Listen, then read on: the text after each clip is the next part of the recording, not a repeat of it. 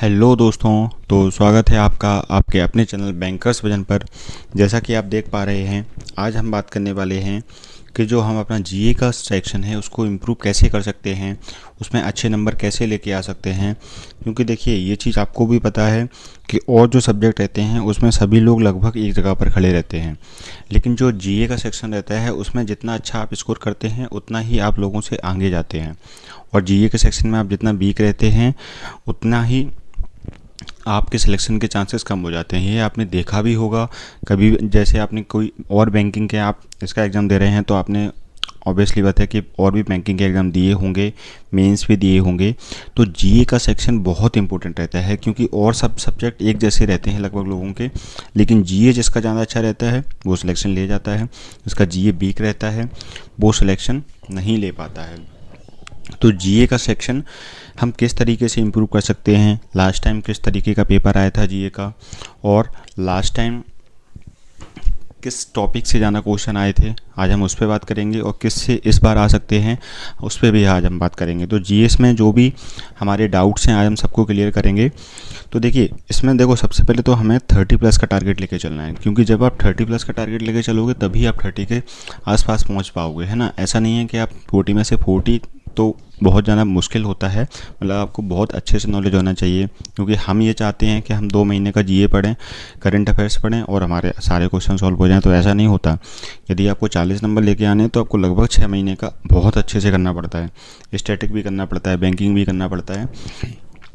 तो हम 40 का टारगेट ना लेके 30+ का टारगेट लेके चलते हैं। मतलब यदि हमारे 30+ नंबर भी इसमें जीए में आ रहे हैं और बाकी चीज़ें बहुत सिंपल आनी हैं, तो आप आराम से आपका सिलेक्शन हो सकता है। और आपने जो फर्स्ट प्रेफरेंस भरा होगा, जो आपने अपने घर का भरा हो या कोई 7th पे वाला ज़िले का भरा हो, तो वहाँ पर आपको आपका प्रेफरेंस मिल जाएगा, है ना। क्योंकि आप कम स्कोर करेंगे तो आपका कोई ऐसा ज़िला मिल गया जहाँ पर सैलरी कम है या कोई और प्रॉब्लम है, 5th पे लगा है, 6th पे लगा है, फिर क्या मतलब है उस जिस जॉब का भी, है ना। तो आपको जब जॉब चाहिए तो अच्छी जगह करो ना। अपने घर पे करना है तो अपने घर पे करो, या 7th पे वाले ज़िले में करना है तो 7th पे वाले ज़िले में करो। तो देखो, सबसे पहले हम बात करते हैं कि हमारा जो लास्ट टाइम था वो किस तरीके का पैटर्न आया था। देखो, पैटर्न तो इसमें नॉर्मली था, लेकिन कुछ लोगों का ये डाउट था कि सर इसमें एमपी का पेपर है तो क्या एमपी का जीए आएगा। देखो, ऐसा कुछ नहीं है। एमपी का पेपर है तो इसमें एमपी का जीए या एमपी के क्वेश्चन नहीं आएंगे। इसमें जो नॉर्मली बैंकिंग पैटर्न रहता है वही इसमें आएगा। मतलब जैसे आरआरबी में आईबीपीएस के जो पैटर्न रहते हैं वही इसमें आते हैं। और जैसे कि और हम बात करें कि जो लास्ट टाइम पेपर था वो, उसमें लास्ट जो पेपर था उसमें क्या क्या आया था। तो देखो, उसमें लास्ट 4 to 5 मंथ का करंट आया था, ठीक है। करंट आया था लास्ट 4 to 5 मंथ का। और स्टैटिक बैंकिंग का पार्ट काफ़ी आया था। स्टैटिक बैंकिंग का पार्ट काफ़ी आया था। बैंकिंग और स्टैटिक बैंकिंग काफ़ी आई थी। और 4 से 5 महीने का करंट अफेयर्स आया था।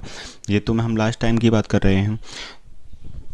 और मुझे लगता है कि पेपर इस बार भी वो इसी तरीके से सेट करेंगे, क्योंकि इस पेपर में भी मतलब जो डिसाइड करेगा चीज़ कि आपका सिलेक्शन, आपकी प्रेफरेंस को आपको मिलना है, आपका सिलेक्शन होना है कि नहीं, वो आपका जीए ही करेगा, है ना। और सब्जेक्ट तो लगभग सेम ही रहेंगे लोगों को, मैं आपको पहले भी बोल चुका हूँ।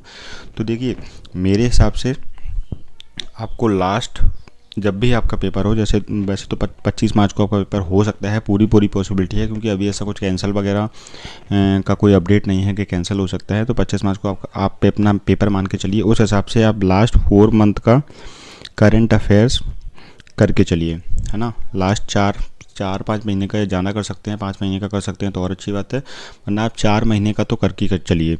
और इसमें भी एक चीज़ कि जैसे आपका मान लो पेपर मार्च में है ना, तो आप उससे 1 महीने पहले, मतलब फरवरी का बहुत अच्छे से कीजिए, बहुत अच्छे से, मतलब बहुत डीपली कीजिए, क्योंकि लास्ट 1-2 मंथ का वो बहुत अच्छे से पूछते हैं और ज़्यादा क्वेश्चन उसी से आते हैं, है ना।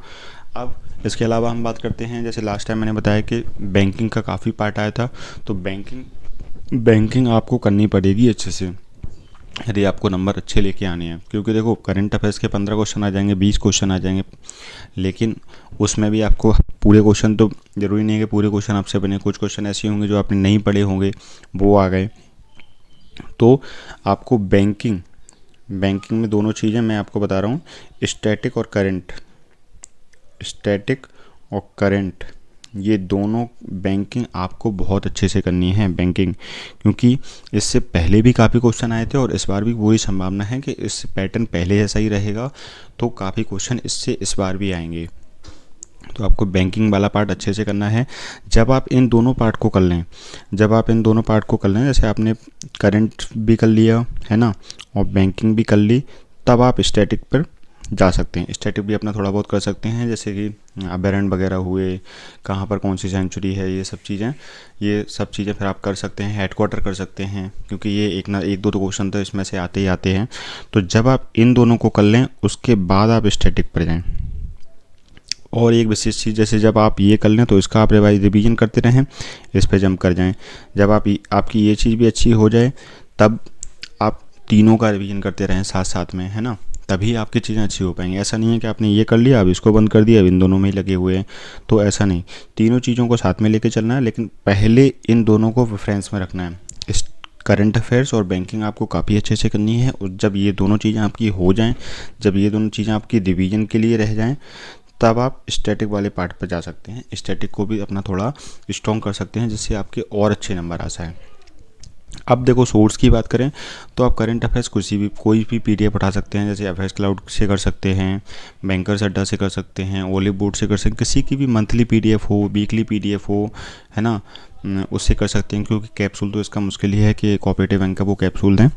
तो इन तीनों में से किसी की भी पीडीएफ उठा लें। और देखो, ऐसा करें, जैसे आपने मान लो ओलिव बोर्ड की आपने पीडीएफ पढ़ी है ना, ओलिव बोर्ड की आपने मंथली पीडीएफ पढ़ी, तो जो उसके क्वेश्चन हैं वो ओलिव बोर्ड से ना लगाएं, वो आप किसी और अदर ऐप से लगाएं, है ना। जैसे कोई लगाते हैं मंथली वाली, कोई लगाते हैं, या डेली वाली कोई लगाते हैं, वीकली वाली कोई लगाते हैं, तो वो क्वेश्चन अदर ऐप से करें आप।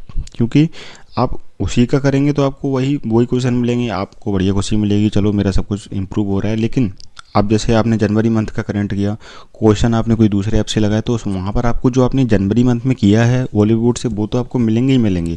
इसके अलावा कुछ नए क्वेश्चन मिलेंगे, क्योंकि हर साइट के कुछ अलग अलग क्वेश्चन रहते हैं, अलग अलग तरीका रहता है।